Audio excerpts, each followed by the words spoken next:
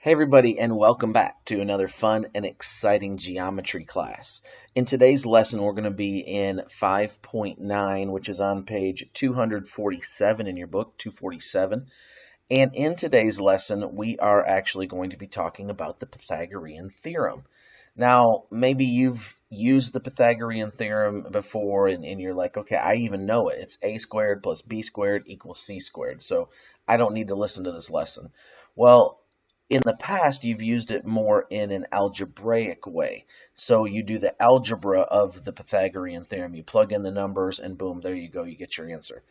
We're going to be doing some of that, but we also need to understand it from a geometrical perspective. So that's really what we're going to focus on in today's lesson. So let's jump down into it. Now, like I said before, a lot of times we would use the length of the sides.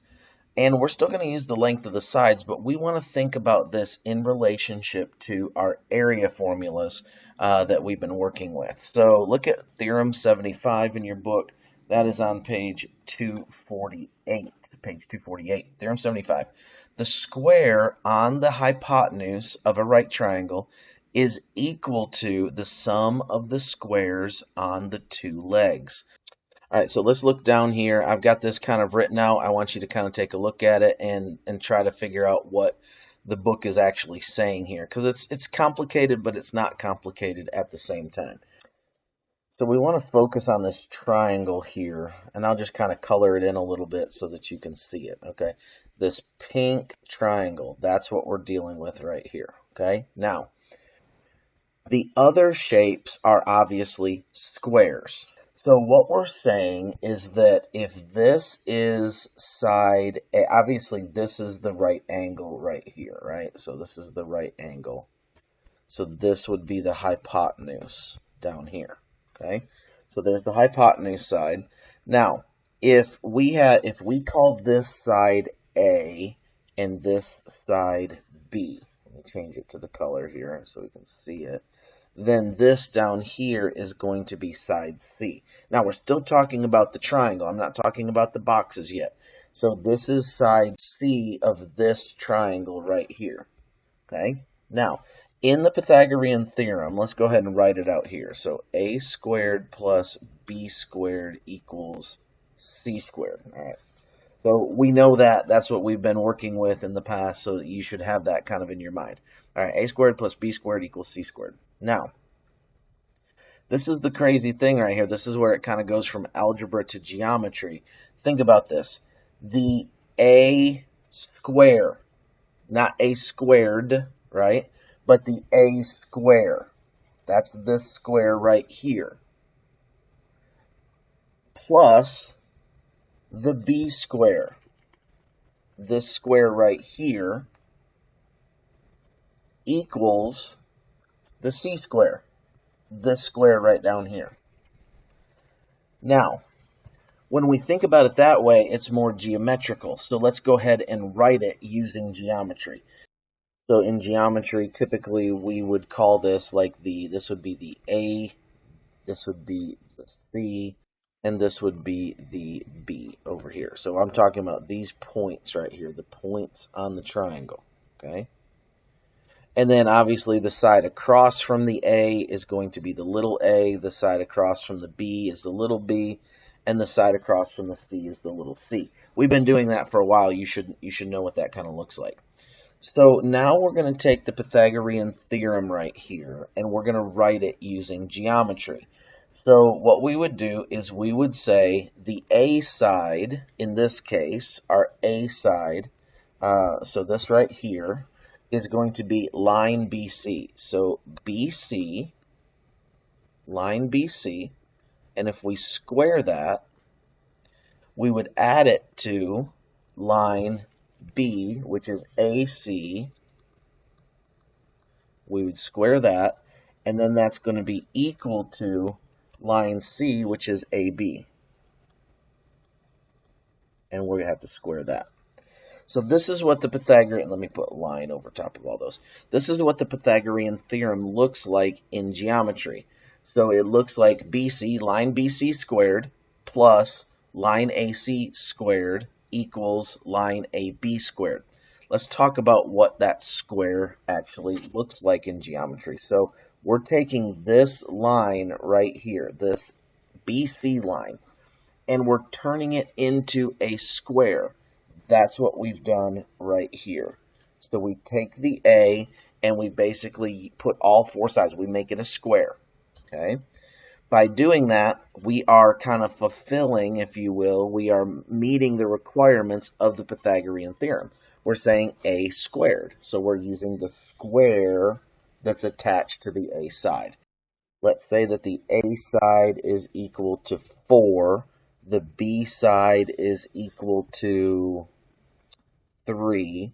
And then what's the C going to equal? Okay, we've done this before. What we've done before is we plug this into Pythagorean's theorem. But now let's use this concept of, let's use the area of our square. So let's do our square here, let's do our square here, and let's do our square down here. In other words, we're doing the area of these shapes. Okay. So what is the area of this square right here? Well, the area of this square right here is 4 times 4. 4 squared is going to give us 16. And then we're going to add that to the square of the next one, which is, if we have a 3, length of 3 on our square, then it's 9. Okay, and then that's going to equal our square down here. What is the square of this one? Well, this is the one that we don't know. So what we would do is we would say that 9 plus 16 equals 25, and this equals our question mark square, right? This is what we're looking for. Well, what do we do now in order to find this? So the square equals 25, right? The area of the square, I'm calling it the square, the area of the square, the capital letter S, Q, equals 25. So now, if that equals 25, obviously this one equaled 16. I'll write it in all of these. And this blue one equaled 9. So now, if the way that you find it is you take the square root of it to get the 4, you take the square root of it to get the 3, you would take the square root of this to get the C equals 5. Okay? So that's how that's going to work. Again, it's it's really the same thing as the Pythagorean theorem because of this concept in geometry of being able to use the area of the squares. It's going to kind of allow us to do some other things with the Pythagorean theorem. All right, so let's look down here, next page, and actually the bottom of that page, 248 in your book. The square on one leg of a right triangle is equal to the square of the hypotenuse diminished by the square of the other side. So what that means is basically that you could say the square of the right triangle is equal to the square of the hypotenuse. So what this is here is the square of one leg of a right triangle. So let's call this the A squared of the triangle is equal to the square of the hypotenuse. So that's the C side diminished by the square of the other leg. Again, you've probably seen that before. A squared equals C squared minus B squared. You could also write it B squared equals C squared minus A squared. Corollary 75.2. If similar polygons are constructed on the 3 sides of a right triangle, the sum of the polygons on the leg is equal to the polygon on the hypotenuse. So really what they're saying here is if we take like a triangle, right, and we put some other type of a shape on it, and it could be whatever polygon you wanted. But if we put a 5-sided shape here, and let me change the color so you can see it a little bit better. But what they're saying is it doesn't have to be a square. And this will be a little bit challenging. You'll kind of see how this program works a little bit. I'm going to try to get it to rotate in there and to fit on this thing just right. But it takes a little bit of kind of finagling around, and not all the time does it. That's pretty close. We're going to go with that. So what they're saying is if I did that and then I did another one on this side, and then I did another one here on the bottom side. All right, so there you go. That's about as good as I'm going to get it real quick. So these two, we'll call this A, and we'll call this B, and they're going to equal C. Okay, every time. Actually, we'll put the area, so we'll put an area of A area of B and area of C. Let's go to page number 249, and I kind of picked one of the harder ones. Let's do number 5. So number 5 is ABC is an isosceles triangle, and its base is 16 inches, and the altitude on AB is 6 inches. So let's kind of fill in some things that we know about this triangle. First of all, its base is 16. So the base right here, A to B, is 16. That's its base. I'm going to put it down there because we're going to use some other stuff down there as well. And its altitude on AB is 6 inches. So we have an altitude. I'll use the dotted line to draw the altitude. Okay, let me try to get in there a little bit better. So we'll do the altitude right here is going to be, what does it say? It says that it is 6 inches. So let's write this as our altitude is 6 inches. Now, what do we know about altitudes? We know some things about altitudes of an isosceles triangle. We have created a right angle right here. Okay. We have also cut this 16 in half, so we're going to get 8 and 8. Okay. So we know some things about what's going on. Now, we could also find, right, using Pythagorean's theorem right here, we can also find what this side is now because we have a right triangle. So we have our two legs are going to equal, okay, again, using Pythagorean's theorem, a squared plus b squared equals c squared. We would say that 6 squared, we'll just use 6 as the a, plus 8 squared is going to equal our c squared. So that's going to be 36 plus 64 is going to equal our c squared. Add that up, and we are going to get 100 equals c squared. Take the square root of both sides of that. We're going to get 10 equals c. So now we have found our missing side here, and this missing side is 10. Okay? Now, what else does it want us to do? It says if BC is extended through CD so that CD equals 4. And sometimes this is the complicated part, right, of what we're doing. So what does it want you to do? It wants you to extend this line of BC. Okay, so basically it wants you to put BC up here, and they're going to call this point D up here. All right, so let's kind of do that, and let's extend it. And it says so that CD is 4. So let's go ahead and extend this thing up here just a little bit, and so if that line is 10, okay, we'll say this is 4 right here. It's pretty close. And we'll call this D out here at the end. Okay, and now notice it says we're going to make a triangle, so CAD. So we have to make this a triangle, so CAD. So we need to close this off. So I'll use a dotted line again so you can see. And we're just going to go right up here to that. Now we can also label this side. This side right here is going to be 4. Because that's what it tells us. CD is 4. All right, so now we've pretty much got everything labeled up there. We've kind of got it to look like they wanted it to look. Now, what are they asking? What's the question? Find the area of CAD. Find the area of CAD. Well, how are we going to do that? How do we know what to do? Since we're dealing with area of triangles, then this is someplace that we should look. So go back in your book to 5.4. That is on page 239. You can pause the video there if you want to go back. The area of the triangle on 5.4 says in corollary 70-2, actually we're looking at the B part of that, two triangles having equal altitudes are to each other as their bases. Sometimes this is where students have a hard time seeing things because they're not looking at it in the right kind of orientation, the right direction. On this one, you almost have to stand on your head to make this make sense. So let's think about what triangles are they talking about. They want to find the area of CAD. So they want to find the area of this triangle. Now, we have lots of triangles going on. We also have this triangle right here. This is the one that we know.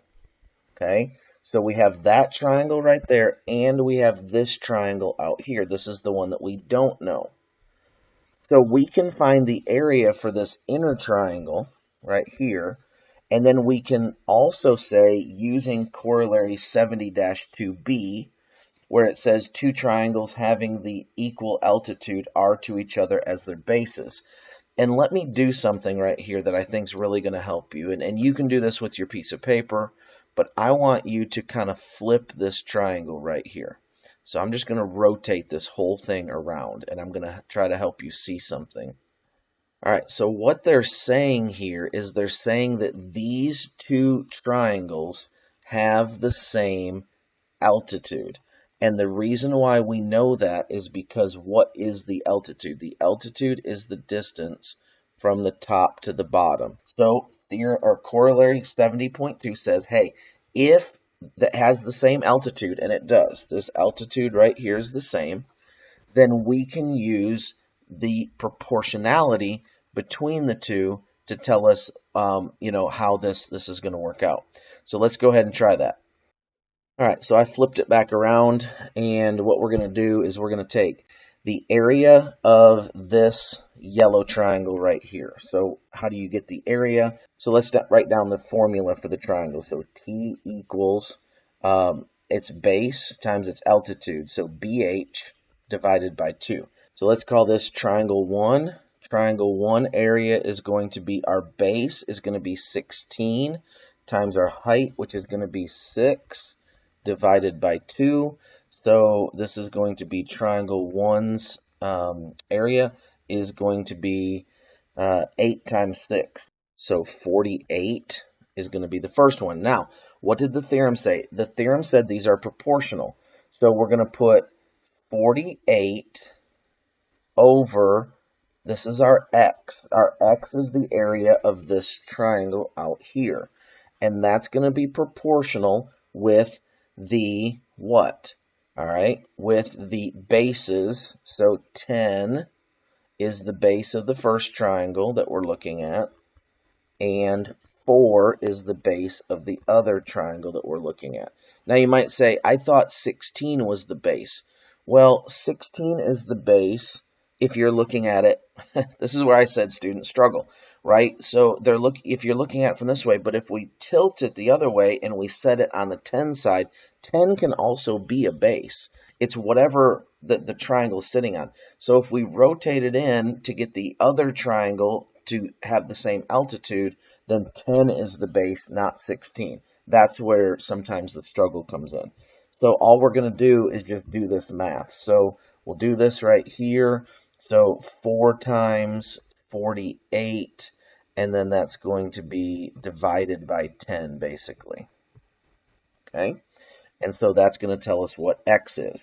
And just to save a little bit of time on the video, that is going to be, x is going to equal 19.2. And that is going to be your area. Now that would be square. I think it's inches. Everything's in inches, yeah. Everything's in inches. So that triangle is going to have a 19.2 square inch area. All right, lots of stuff going on there in that lesson. Hopefully you learned something. It's a complicated, idea, changing over from the algebraic form of the Pythagorean theorem to the geometrical form of the Pythagorean theorem. But I think it's something that you can handle. Make sure you just kind of get the concept behind it and then be able to plug things in to these formulas. That's all I got for you. Hope you learned something. If you missed it, slide it back, watch it again. We'll see you later. Have a good one. Bye-bye.